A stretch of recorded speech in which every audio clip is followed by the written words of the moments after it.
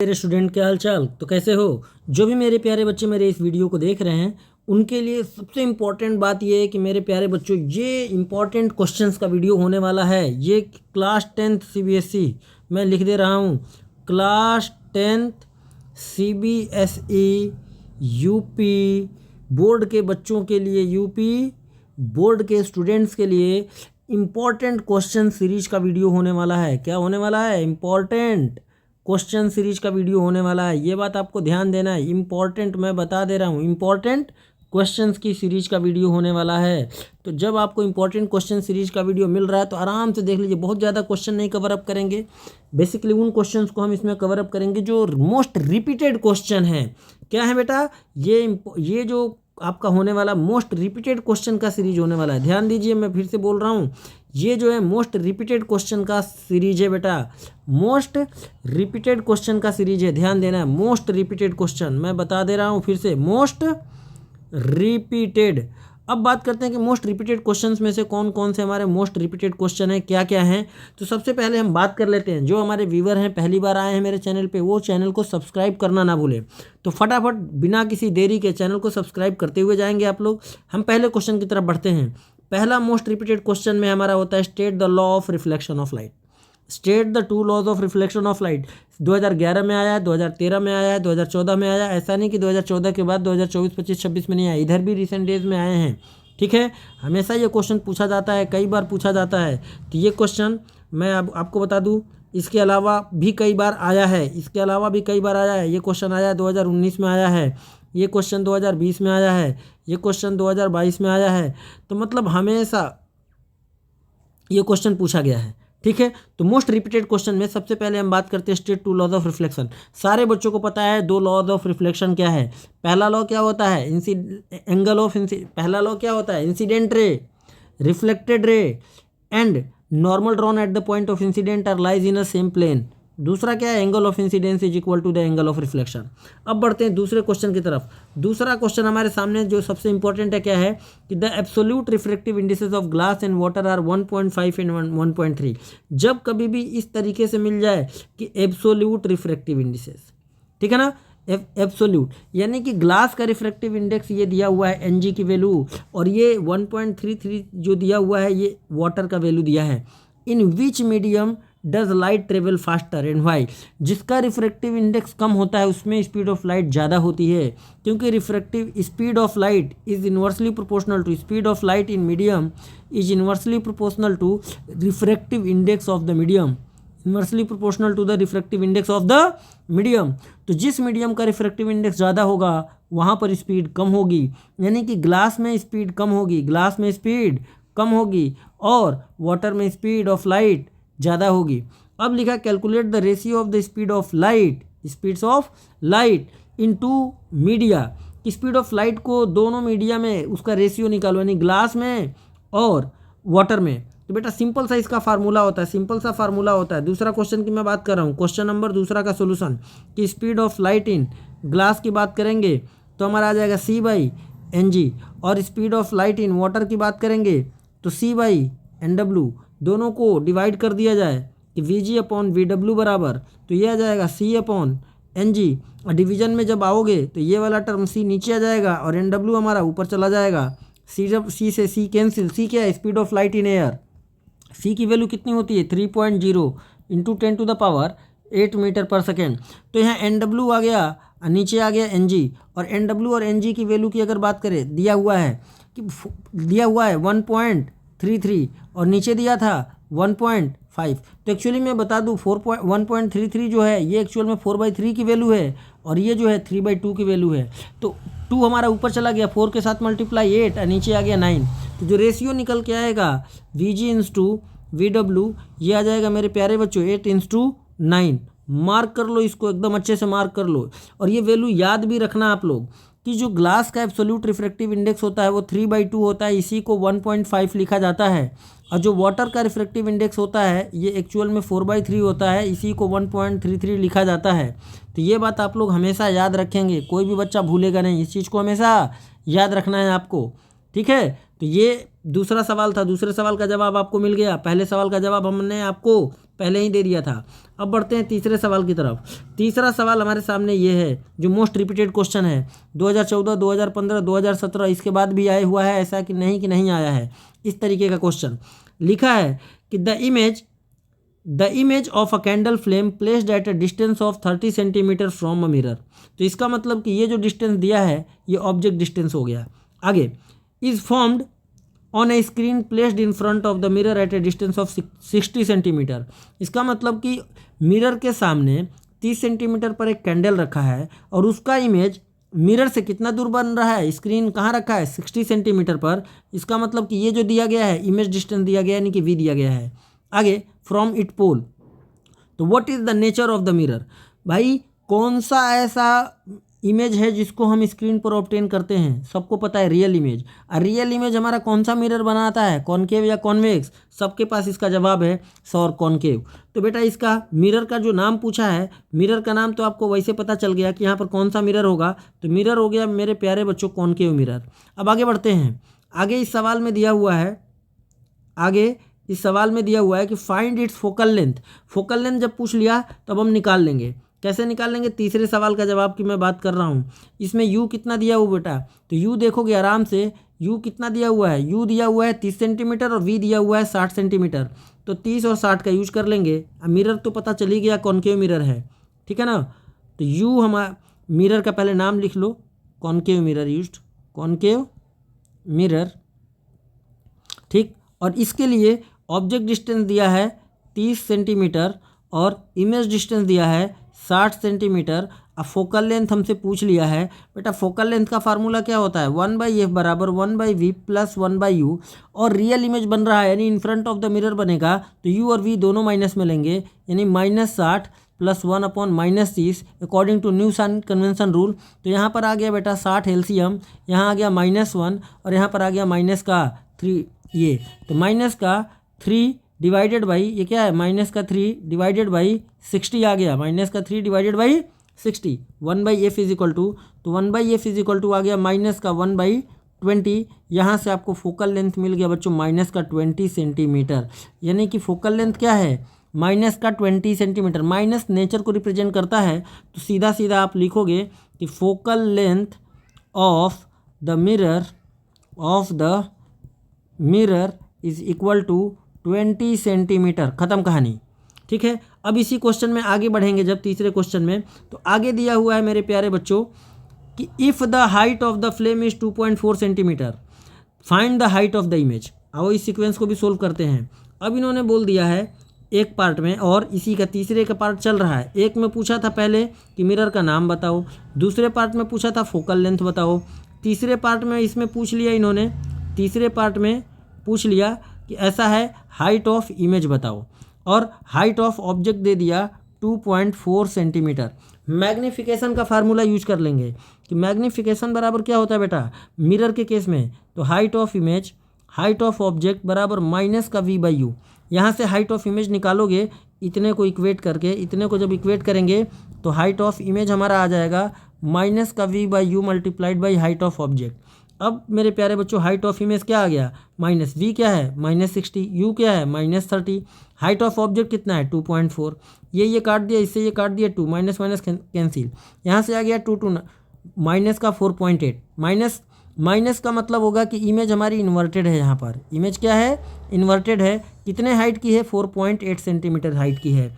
तो height of image हमें पता चल गया, हाइट ऑफ इमेज हमको पता चल गया कि height of image is equal to 4.8 centimetre, 4.8 centimetre in height.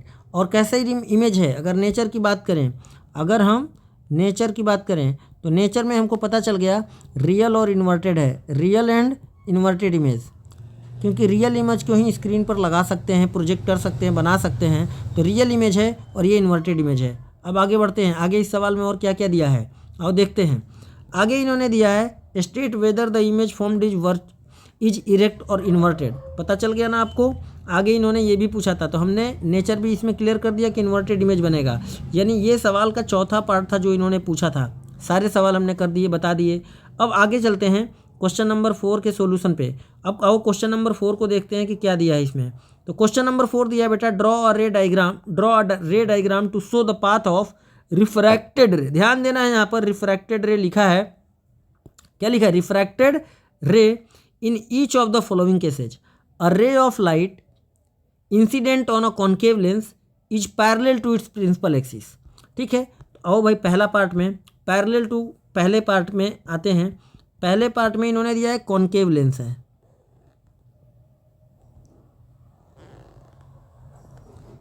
ये कौन सा लेंस है बच्चा? Concave lens. और ये मान लो ये प्रिंसिपल एक्सिस है। अब बोला है कि अगर ray parallel to principal axis है, क्या है?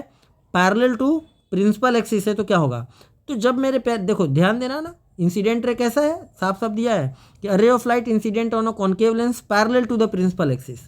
तो जब पैरेलल टू प्रिंसिपल एक्सिस अगर रे हमारी ऐसे जा रही है, ऐसे आई, ऐसे आई, पैरेलल रेस हमेशा किस तरीके से डाइवर्ज होती हैं? वो इस तरीके से डाइवर्ज होंगी, क्योंकि कॉन्केव लेंस डाइवर्जिंग लेंस है। रे इधर चली जाएगी, किस तरफ से चली जाएगी रे? इस तरफ से, ऐसे डाइवर्ज हो जाएगी। तो पहला रे डायग्राम आपका ये हो गया। ठीक है, ये रे प्रिंसिपल एक्सिस के पैरेलल है। ये कौन सी एक्सिस है? प्रिंसिपल एक्सिस है, प्रिंसिपल एक्सिस है। ठीक है, जब प्रिंसिपल एक्सिस के पैरेलल रे डायग्राम ऐसे बन जाएगा। अब इसमें दूसरा पार्ट में कैसा रे डायग्राम पूछा है? दूसरे में मेरे प्यारे बच्चों पूछा है, इस सवाल में दूसरे में इन्होंने पूछा है कि इज पासिंग थ्रू, क्या पूछा है? Is passing through the optical centre. Optical centre से जब रे पास करेगी तो कोई डेविएशन नहीं होता है, कोई डेविएशन नहीं होता है। यानी कि अगर हम इसी लेंस को ले लें, इसी मिरर को ले लें, ठीक है, मिरर नहीं लेंस,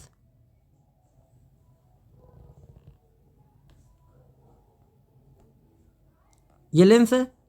ठीक ठीक, अगर कोई रे बेटा ऑप्टिकल सेंटर यानी यहाँ से पास करती है, इस पॉइंट से, तो ये बिना किसी डेविएशन के सीधे क्रॉस कर जाती है, बिना किसी डेविएशन के। ये पॉइंट ऑप्टिकल सेंटर होता है। तो ये दूसरा रे डायग्राम हो गया हमारा। ये क्या हो गया मेरे प्यारे बच्चों? दिस इज द सेकेंड रे डायग्राम, सेकेंड रे डायग्राम। तीसरा सवाल इसमें क्या दिया हुआ है? आओ तीसरा भी देखते हैं। तीसरा इन्होंने दिया हुआ है, तीसरा इसमें से पूछा है मेरे प्यारे बच्चों कि is directed towards his principal focus. जो फोकस की तरफ डायरेक्टेड हो वो कैसे क्रॉस करेगी? आओ ये भी देखते हैं, ये भी हम आपको बताते हैं कि जब रे हमारी फोकस की तरफ डायरेक्टेड होगी तब क्या होगा। कॉन्केव लेंस है ये कौन सी लेंस है? कॉन्केव लेंस है। चलो ये हमारा मेरे प्यारे बच्चों, ये हमारा कॉन्केव लेंस है और ये प्रिंसिपल एक्सिस है। अगर मान लो कि यहाँ पर फोकस की तरफ ये फोकस है, कोई रे इस तरीके से लेंस पर जा रही है जो फोकस की तरफ, इसकी तरफ अलाइन है। किसकी तरफ अलाइन है? इस पॉइंट की तरफ अलाइन है। ठीक, मान लो एक रे इधर और एक रे इधर। तो जब कोई रे इस तरीके से अलाइन हो और इस पॉइंट पे जाने की कोशिश कर रहा हो, इस पॉइंट पर, ठीक है, इधर से भी कोई रे इस पॉइंट पे जाने की कोशिश कर रहा हो, तो जैसे कॉन्केव लेंस पर पड़ेगा, ये कॉन्केव लेंस पर पड़ने के बाद प्रिंसिपल एक्सिस के पैरेलल हो जाता है। क्या हो जाता है? प्रिंसिपल एक्सिस के बेटा पैरेलल ऐसे चला जाता है। तो ये है रे डायग्राम। 3 रे डायग्राम हमने आपको बता दिए। अब इसमें आगे और क्या सवाल पूछा है? बस कुछ नहीं, 3 ही पार्ट थे। क्या तीनों पार्ट आपको समझ में, आई होप आ गया होगा। पहले पार्ट में पूछा गया था कि जब इंसिडेंट रे प्रिंसिपल एक्सिस के पैरेलल हो, तो जब ये रेस प्रिंसिपल एक्सिस के पैरेलल हैं तो रिफ्रैक्शन के बाद क्या हो गई? इस पॉइंट फोकस से पास होके गई, ऐसा डाइवर्ज हुई कि appear to coming from this point, appear to coming from this point. जब ऑप्टिकल सेंटर से पास हुई तो विदाउट एनी डेविएशन निकल गई। जब फोकस की तरफ अलाइन है तो ये रिफ्रैक्शन के बाद पैरेलल हो गया, ये दोनों रेज पैरेलल हो गया। ये रे डायग्राम आपको दिखाना था, आपको 3 नंबर मिल गए, एकदम बढ़िया। अब आगे बढ़ते हैं 5वें क्वेश्चन की तरफ। 5वां क्वेश्चन यहाँ पर दिया है बच्चों कि an object is placed at A distance of 50 centimetre from a concave lens of focal length 30 centimetre. यानी आपको ऑब्जेक्ट डिस्टेंस दे दिया, आपको फोकल लेंथ दे दिया, फोकल लेंथ 30 और ऑब्जेक्ट डिस्टेंस दे दिया 50 centimetre. Use lens formula to find the distance of image from the lens. पहला तो लेंस के केस में पूछ लिया इन्होंने 5वें सवाल में। 5वें सवाल में भैया फोकल लेंथ कितना है? आओ देख ले फिर से एक बार। फोकल लेंथ कितना दिया है? फोकल लेंथ दिया 30 और ऑब्जेक्ट डिस्टेंस 50। ठीक, फोकल लेंथ 30 सेंटीमीटर और ऑब्जेक्ट डिस्टेंस 50 सेंटीमीटर। अब देखते हैं लेंस कौन सा दिया है। देखो लेंस जानना बहुत ज़रूरी है, ठीक है। एन ऑब्जेक्ट इज प्लेस्ड, कौन सा लेंस है, तो लेंस दिया बेटा कॉनकेव लेंस। बहुत बढ़िया, हमारे सामने कॉनकेव लेंस है। लेंस कौन सा है बेटा, लेंस है हमारे सामने कॉनकेव लेंस। अब इसके लिए हमको निकालना है इमेज की पोजीशन पहले में। तो पहला पार्ट कि 1/f बराबर लेंस फार्मूला में 1/v माइनस का 1/u, यहाँ से 1/v बराबर क्या हो जाएगा बच्चों, 1/f प्लस का 1/u। आ जाओ 1/v बराबर कॉनकेव लेंस का फोकल लेंथ नेगेटिव लेते हैं तो -30 माइनस, और यहाँ पर प्लस है।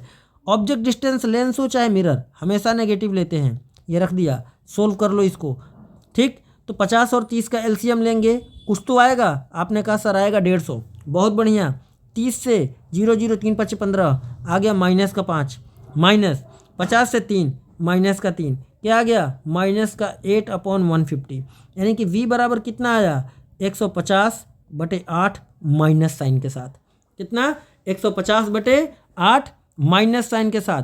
तो जैसे ही 150 को -8 से आप डिवाइड करोगे, ध्यान से देखना है किसको, 150 को आप जैसे 8 से डिवाइड करोगे, खटाक से आपको यहाँ पर आंसर निकल के आ जाएगा 18.75 सेंटीमीटर माइनस साइन के साथ। माइनस साइन का मतलब ये हो गया कि ऑब्जेक्ट हमारा कॉनकेव लेंस के केस में बेटा हमेशा इमेज कहाँ बनता है, between optical centre and focus, between optical centre and focus. जैसे कि ये प्रिंसिपल एक्सिस है, ठीक है। अब इसका फोकल लेंथ मान लो कितना है, ये है फोकल लेंथ, ठीक है। कितना दिया है क्वेश्चन में, 30 सेंटीमीटर। तो इमेज जो बनती है कॉनकेव लेंस में वो हमेशा ये जो फोकस का पॉइंट है और ये जो ऑप्टिकल सेंटर का है इसके बीच में ही बनती है। तो हमारा इमेज डिस्टेंस हमेशा फोकल लेंथ से कम आना चाहिए। तो देखो इमेज डिस्टेंस जो आया फोकल लेंथ से कम आया, क्यों, क्योंकि फोकल लेंथ की वैल्यू 30 सेंटीमीटर है और इमेज डिस्टेंस जो निकल के आया वो निकल के आया 18.75 सेंटीमीटर। कम आया कि नहीं आया, तो आना चाहिए, ये आपको पता होना चाहिए। तभी पता चला होगा जब, अगर आपको ये सब नहीं याद है तो आप जाइए हमारा वीडियो देखिए, आपको मज़ा आ जाएगा। हमने वीडियो ऑलरेडी बना रखे हैं कि कब इमेज कहाँ बनेगी, how to image formed by concave lens, convex lens, concave mirror, convex mirror, सब हमने आप लोगों को बता रखा है, कुछ भी छोड़ा नहीं है। तो अब जाके थ्योरी का पोर्शन देखिए, फिर वहाँ से आइए यहाँ पे अप्लाई करिए उस रूल को, आपको सारा आंसर मिलेगा। और वहाँ पे भी हमने एनसीईआरटी के क्वेश्चन सारे करा दिए हैं, कोई भी छोड़ा नहीं है। अब आगे बढ़ते हैं। अब आगे इस सवाल में और क्या पूछा है, आगे पूछा है कि भैया ये चीज़ तो हमने निकाल लिया, lens formula, distance of the image, list 4 characteristic of the image, जिसमें नेचर है, पोजीशन है, साइज है, साइज में और इरेक्ट है कि इन्वर्टेड है, ठीक है। 4 कैरेक्टरिस्टिक, चलो 4 कैरेक्टरिस्टिक भी बताते हैं। तो दूसरे पार्ट में जब इन्होंने इतनी सारी कहानी हमसे पूछ ली तो वो कहानी भी हमारा कर्तव्य बनता है कि उस कहानी को भी सुलझाया जाए। तो आओ भाई नेचर की बात करते हैं।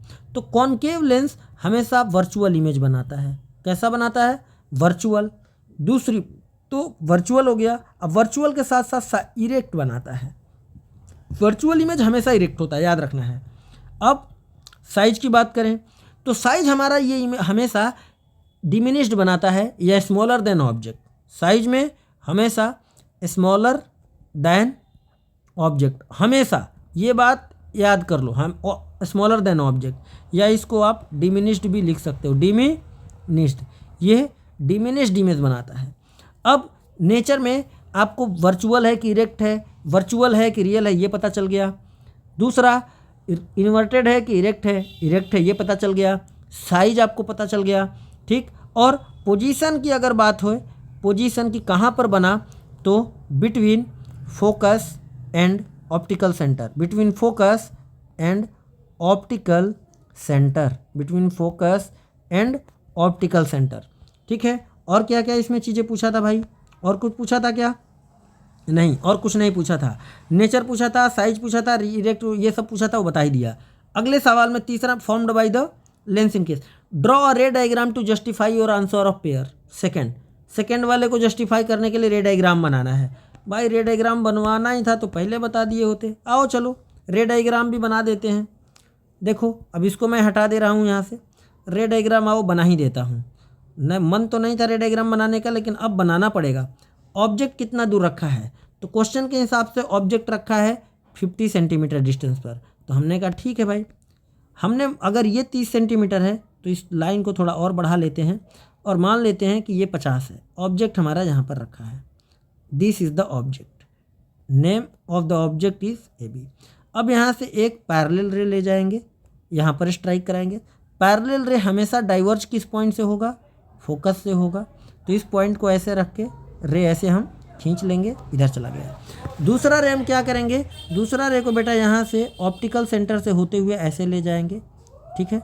ये थोड़ा सा गड़बड़ बन गया, ये भी गड़बड़ बन गया, ये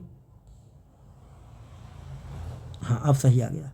ये ऑप्टिकल सेंटर से जो रे जा रही है ये, तो ऑप्टिकल सेंटर वाली रे ये है ये। अब इन दोनों की वजह से इमेज कहाँ बनी, अब देख सकते हो यहाँ पर कटा है। तो ये जो कट पॉइंट मिला, ये जो आप देख रहे हो, ये I dash, this is the image. तो तीसरे का पार्ट में रे डायग्राम पूछा था, रे डायग्राम ये हो गया आपका, ठीक है। रे डायग्राम ये हो गया, ड्रॉ कर लेना है। ये लाइन क्या है, इस लाइन को हम लोग प्रिंसिपल एक्सिस बोलते हैं, प्रिंसिपल एक्सिस। इस पॉइंट को optical centre, AB is the object and I dash is the image, ठीक है। तो आपको nature, virtual, erect, size smaller than object, diminished लिख सकते हैं, position between focus and optical centre, खत्म कहानी। अब आगे बढ़ते हैं मेरे प्यारे बच्चों। इसके बाद 5 क्वेश्चन, अरे 5 क्वेश्चन हो गए, बहुत बढ़िया यार, इतने ही थे। चलो तो बेटा देख सकते हो कि आप इस तरह के क्वेश्चन यहाँ पर इंपॉर्टेंट है, जो कि रिपीटेडली आते रहते हैं। क्या आते रहते हैं, रिपीटेडली आते रहते हैं। तो जो भी मेरे प्यारे बच्चों आप हमसे जुड़े हैं, तो हम आपका भला तो ज़रूर करेंगे ही करेंगे। अगर आप हमारे चैनल पे पहली बार आए हैं तो चैनल को सब्सक्राइब जरूर करें, काइंडली सब्सक्राइब। अरे चला नहीं का, चल जा बाबू, काइंडली सब्सक्राइब, काइंडली सब्सक्राइब। और एक प्यारा सा कमेंट ज़रूर करना, प्यारा सा कमेंट की बात हो रही है, प्यारा सा कमेंट करना ज़रूर है। तो जो भी हमारे व्यूअर हैं, जो हमारे चैनल पे पहली बार आए हैं, वो देखें, सब्सक्राइब करें और फिर जाएं। हमने इम्पॉर्टेंट क्वेश्चन की सीरीज अब स्टार्ट कर दी, chapter wise important question series, important question series. तो आज से अब इम्पॉर्टेंट क्वेश्चन सीरीज चलेगा और ये सीरीज का पहला पार्ट था, सीरीज पार्ट 1, ठीक है। तो ये पार्ट 1 सीरीज था हमारा, आपने लाइट का देखा, important question and their solution. तो मेरे प्यारे बच्चों, अपने सारे दोस्तों में इस वीडियो को आग की तरह फैला दो। फिर मिलते हैं हम ऐसे ही प्यारे से किसी और चैप्टर के इम्पॉर्टेंट क्वेश्चन सीरीज के साथ। तब तक के लिए आप सब मुझे आज्ञा दीजिए। Thank you so much and जय हिंद।